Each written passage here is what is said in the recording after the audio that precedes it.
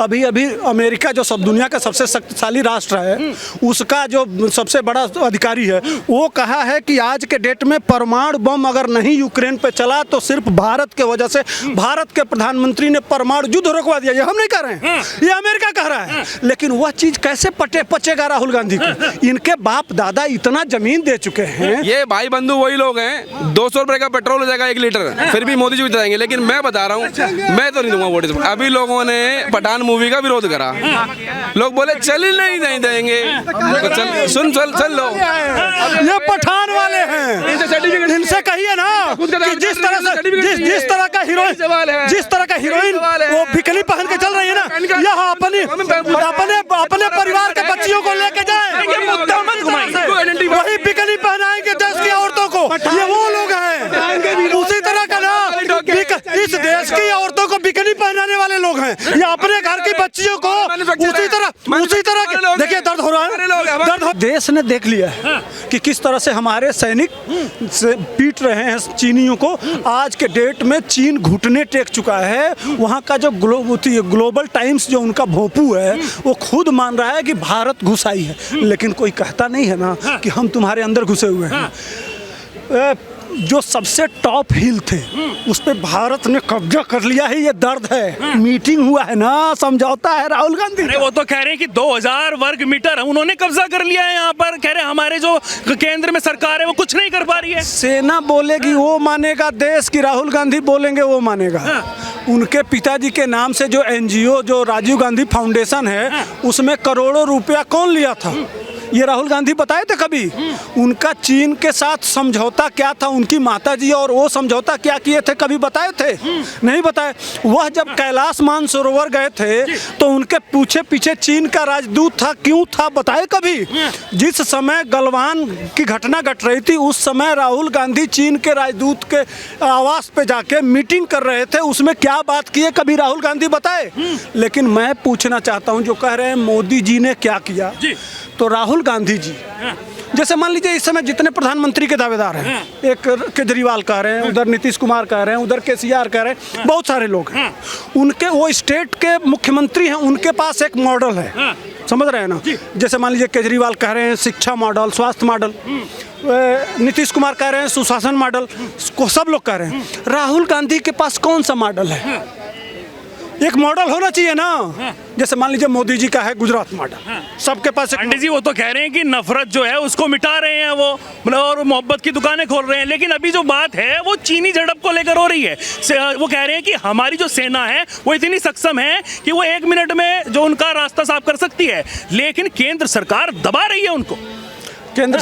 केंद्र सरकार ने बता दिया है, वो कहते नहीं है मोदी जी, बजाते हैं, ठीक ना? वो अच्छा अमेरिका का जो वो है, तो जो न्यूज है, वह कह रहे हैं कि भारतीय पीट रहे हैं। नॉर्वे के लोग कह रहे हैं भारतीय पीट रहे हैं, स्वीडन के लोग कह रहे हैं भारतीय पीट रहे हैं, दुनिया की मीडिया कह रही है कि भारतीय घुस के पीट रहे हैं चीन को, समझ रहे हैं? ताइवान ढोल पीट रहा है, मजे ले रहा है, उस वीडियो को पूरी दुनिया में दे रहा है कि भारत किस तरह से बजा रहा है। अब जो भारत में बैठे हुए बिपिन रावत जी थे, समझ रहे हैं ना? बिपिन रावत जी ने एक चीज कहा था कि हमारी लड़ाई 2 फ्रंट पे है।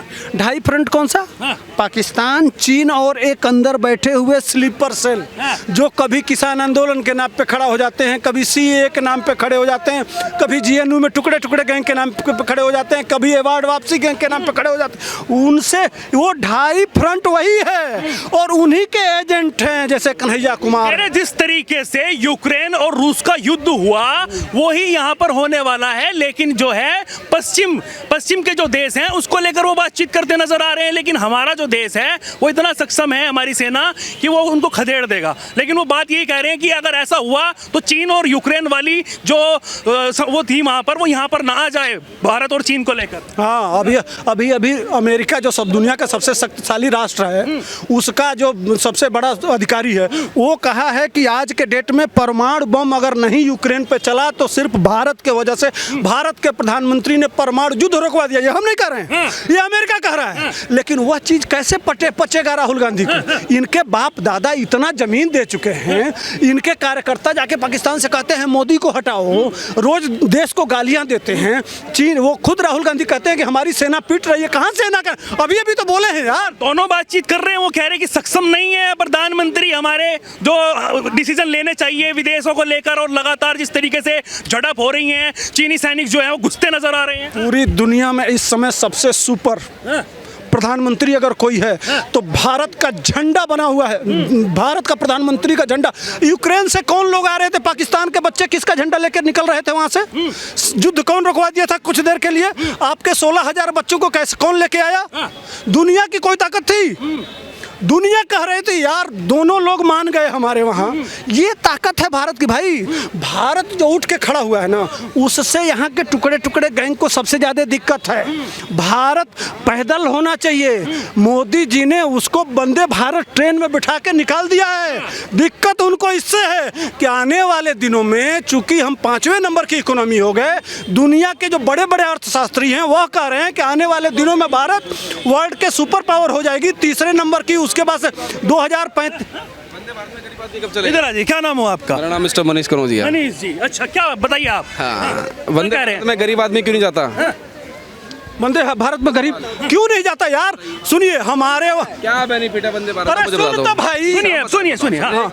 हमारे वहाँ जिससे मैं आलू लेता हूँ, मैं गोरखपुर का रहने वाला हूँ, अभी इस बीच में वो हवाई जहाज से घर गया है। वो कहता है भाई यही तो सपना है, वो हवाई जहाज से गया है। ये वंदे भारत की बात कर रहे हैं, मैं हवाई जहाज की बात कर रहा हूँ।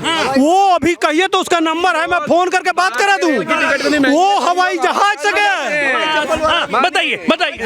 वंदे भारत की टिकट इतनी महंगी है, तभी लोग हवाई जहाज में जाना बेहतर करेंगे। एक बात बताइए, 3,000 रुपए की टिकट है तो 3200 में फ्लाइट वैसी लेके जा रही है बनारस, तो आप फ्लाइट से जाओगे ना, 200 रुपए बेनिफिट देके। आप ये बताओ, तो ये समझना है कि और वंदे भारत गरीब आदमी काम तो नहीं आ रही, तो अब नहीं, गरीब नहीं है। अरे आप ये बताइए, मेरी बात सुनिए, रुकिए। तो ये मेरी बात सुनिए भाई साहब। राहुल गांधी और कमल हासन चर्चा कर रहे हैं। मेरी बात सुनिए, सवाल सुनिए पहले, ऐसे नहीं। कमल हासन अभिनेता हैं साउथ के, और राहुल गांधी चर्चा कर रहे हैं कि हमारा देश जो है वो पीछे हट रहा है, और चाइना जो है वो कब्जा कर चुका है 2000 वर्ग मीटर। से महंगाई का है अभी विषय है, विषय ये भी है भाई। वो आपकी तरफ से है, आपकी तरफ से बिग नहीं। आप सेना को कोई सम्मान नहीं देते, उनके ऊपर सवाल उठ रहे हैं। हाँ, महंगाई पे एक सवाल पूछता हूँ। बताइए। हाँ, उस देश का नाम बताइए जहाँ महंगाई नहीं है, बताइए। मुझे अपने देश का पता, हमारे देश में महंगाई हो रखी है बस। सुनिए, वो CA था, CA में पाकिस्तान, बांग्लादेश, अफगानिस्तान से। सुन लो भाई, सुन तो लो मेरे भाई, बोल नहीं। सुनिए, मैं क्या जवाब भाई, सुनिए। उस समय CA के समय महंगाई से उस समय नहीं था भारत से मतलब, उस समय विदेश के काला हो चाहे पीला हो, ऐसे नहीं यार, पहले सुन लीजिए। ये विरोधी है, मार भी देंगे। हाँ, ये मार भी देंगे। देख रहे हैं। अच्छा, जिस तरीके से कह रहे हैं विपक्षी लगातार, आपको लगता है कि हमारे जो प्रधानमंत्री है वो अंतरराष्ट्रीय स्तर पर सही नहीं है क्या? वाराणसी में मैंने मोदी जी को कैंपेन करी थी, लेकिन आज बड़ा दुख हो रहा दोनों बार। मैंने गलत करा भाई, बिठा के बैठक भी, वो बैठक भी गलत करवाई थी। अब तक उनके मुद्दे पे खड़े नहीं उतरे मोदी जी। बुनकरों का मुआवजा, वहाँ के बने हुए क्या नाम है घाट, वहाँ के गरीब नागरिकों के लिए मकान, वो अभी तक जिलों के अंदर नहीं मिल पाए। जो लोग मुझे आज भी फोन करते हैं, मनीष जी मोदी जी को बोल दो। आपको भी यही लग रहा है क्या चीनी सैनिक कब्जा कर रहे हैं और 2000 वर्ग मीटर जैसे वो कह रहे हैं, आपको भी यही लग रहा है क्या? मुझे ये बताइए। अभी विषय ओनली फॉर महंगाई का है, चीन का। मुझे लग रहा है सर, राहुल गांधी के सपने देखते हैं तो वो उनके सपनों में जी रहे हैं, ठीक है ना? ये एक अलग ही दुनिया में बस रहे हैं। ये जिस महंगाई की बात करते हैं, झुग्गी झोपड़ी में चले जाओ, ये जो बोलते हैं, वहाँ सुनिए, एक 2 व्हीलर क्यों खड़ी है? झुग्गी झोपड़ी में 2 व्हीलर खड़ी है, वहाँ DTH लगा हुआ है जिसका 3000 में इंस्टॉलेशन होता है, 500 रुपए का किराया लगता है महीने का। वो गरीब वो दे पा रहा है, तो कहाँ से गरीबी है सर? गरीबी ना लोगों में नहीं, गरीबी। अरे भाई साहब, अरे राहुल गांधी और कमल हासन कह रहे हैं कि भाई साहब ये चीनी सैनिक घर में घुस गए हैं, उन्होंने रोड बना ली है। वो कह रहे 2000 मीटर अंदर घुस सर राहुल गांधी तो मानसिक रूप से गरीब है, उन तो दिमाग से गरीब है, उसका क्या बोलोगे?